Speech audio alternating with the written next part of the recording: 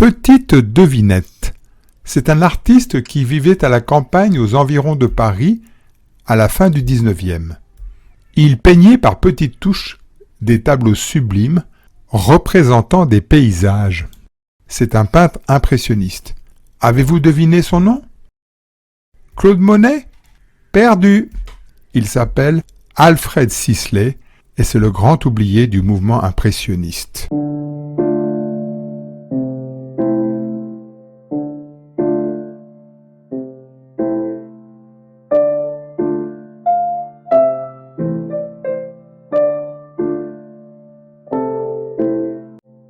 Pourquoi le nom de Sisley n'est-il pas aussi célèbre que ceux de Monet, Pissarro, Cézanne ou Van Gogh? On peut avancer plusieurs explications. La première est liée à ses origines. Né à Paris en 1839 de parents anglais, Alfred Sisley, malgré plusieurs tentatives, n'obtint jamais de son vivant la nationalité française. Trop anglais pour les Français et trop français pour les Anglais. La seconde explication, sans doute la plus importante, tient à son caractère.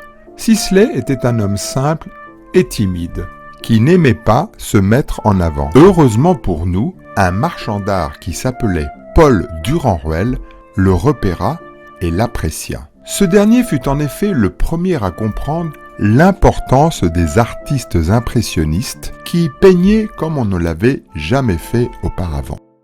En effet, jusqu'au milieu du XIXe, la peinture n'avait que peu évolué depuis la Renaissance. Pour être reconnus, les peintres devaient présenter des toiles qui s'inspiraient essentiellement de la Bible ou de la mythologie.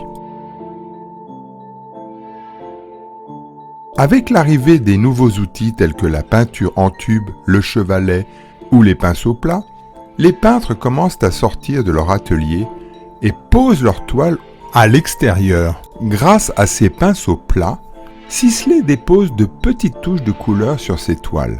Et lorsqu'on les regarde de près, on ne voit rien d'autre qu'une juxtaposition de traits colorés. Mais si on s'éloigne un peu, le miracle s'accomplit et apparaît un merveilleux paysage, vibrant de lumière et d'ombre subtilement colorées. Sisley réussit magnifiquement à restituer la nature qu'il observe. Bien qu'il soit parmi les moins connus des peintres impressionnistes, les grands musées possèdent heureusement tous des belles œuvres de Sisley. Il faut aller les voir et les admirer.